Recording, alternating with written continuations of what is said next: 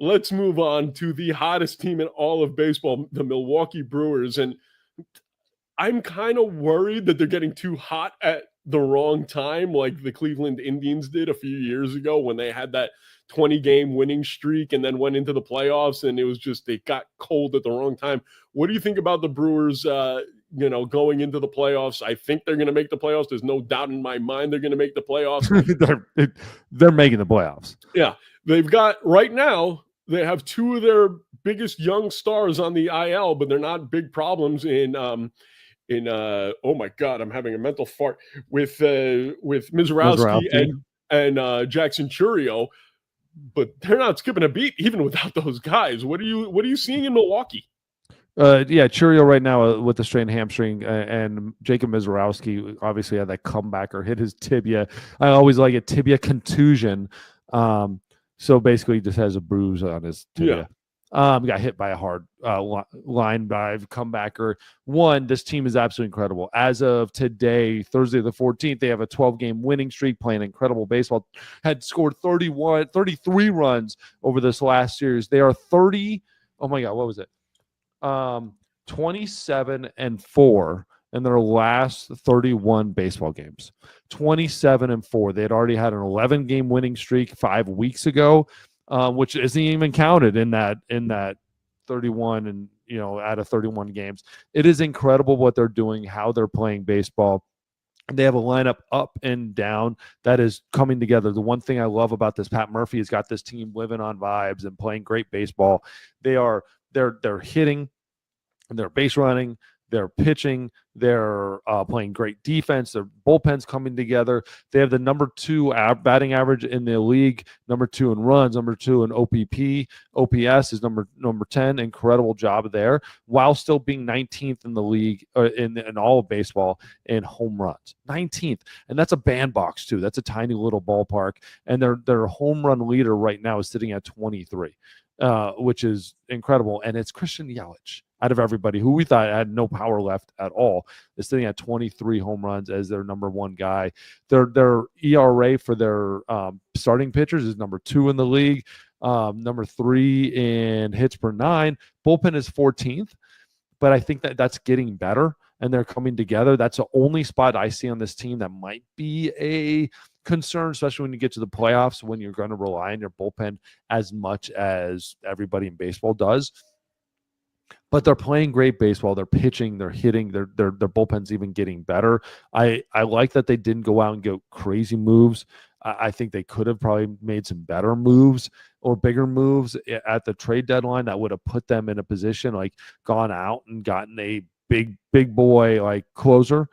They could have done that without a doubt. There were so many guys like Mason Miller would probably been screaming at them, or Duran. Like there was guys that they could have gotten without a doubt, and I would have liked that just to solidify that defense or solidify that back end of the pitching. But right now, I mean, they've got 3 hitters in the top 30 in the league right now in the last 7 days. They're playing good baseball all around. Are they too? Now, to answer your question, since I got all through that, they're a complete lineup and it's incredible. But I am concerned it's too hot, too quick. But I just think they're a good baseball team. I just think they're playing great baseball. The Cubs are 7.5 games behind them. The Cubs would be 1 game behind the Padres, ahead of the Dodgers in the NL West, and they'd be ahead of the Mets and 1 game behind the Phillies in the NL East at this point. That's where the Cubs are, and the Cubs feel like they are out. They are completely out of the Central, and they would almost be winning any other division in the National League. So I think the Brewers, they've been doing this almost all year.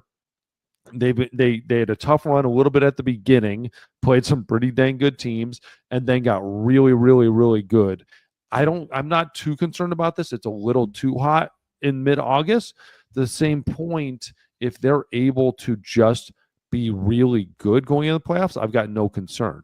I've got no concern about this team being too hot going in. I don't think they're going to just like bottom out.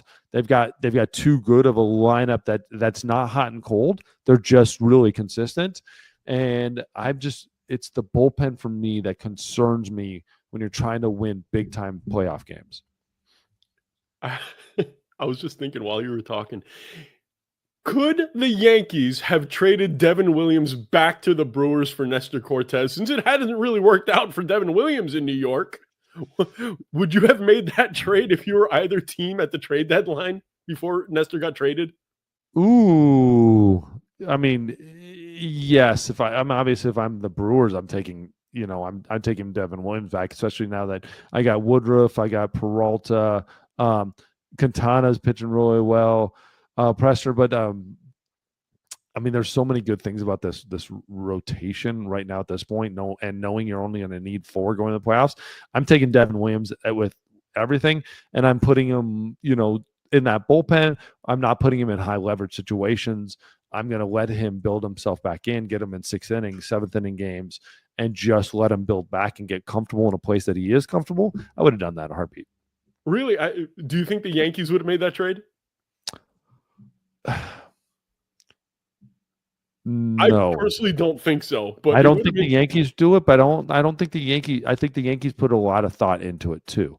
But at the same time, you just know how good Devin Williams is. Yeah. At some point, it's going to come back for you. You hope as a Yankee, and there's still really no spot for Nestor. Yeah, I disagree with you about one thing. If they did trade him back to the Brewers, I would have put him right back in the closer role, in my opinion. I would have said, Nestor, you know what you're doing? Excuse me. Trevor McGill. 2.2 ERA as a closer, 28 saves this year. Yeah, you don't screw, and then you don't screw with what's working, and that's where a lot of teams mess up. Is they go get a closer and then move their closer who's been pitching really well down, or do something like you don't bring somebody in a position that they're not normally comfortable in. I think Devin Williams would be comfortable in an 8th inning role, but I would start him at the 7th inning. Before the trade, I'd say, hey, I need to talk to him a little bit of just about role that he's comfortable, and that's the deal breaker on the trade, is that he would be comfortable with this role. Fair enough. You mentioned I'd like to hear what you're saying. Well, the only thing that I thought of is, hey, Devin, this is your backyard. You're home now. Like, I'm not worried about you anymore. I would give him that. If he was coming into the clubhouse and I'm the manager, I'd be like, I'm not worried about you, Devin. What are you worried about? You shouldn't be worried. You're back where you belong. This is your home. That mound is your mound. Whatever happened in New York happened in New York, but you're Devin Williams. And I bet you he would have responded like that. Possibly, without a doubt. I mean, again, he's too good. Some of these guys are just too good. We thought Josh Hader was dead.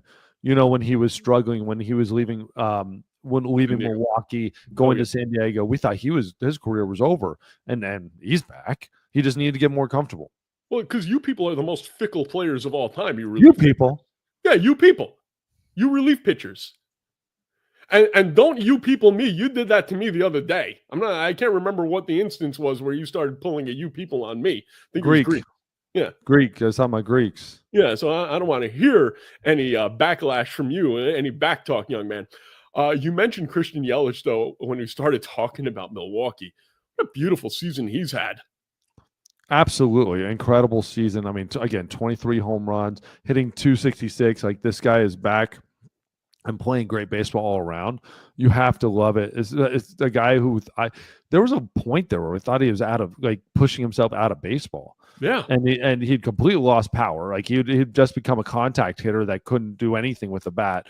And now, he's emerged on the scene. And he is a guy, you forget how good he was. He was the all-around 5-tool player. He was the dude. He was the man that we all looked at and said, God, if we could have 9 Christian Yelich, you won't lose a baseball game. And they ended up losing that. And he's come back, and he's not getting enough credit for how good he has been this year.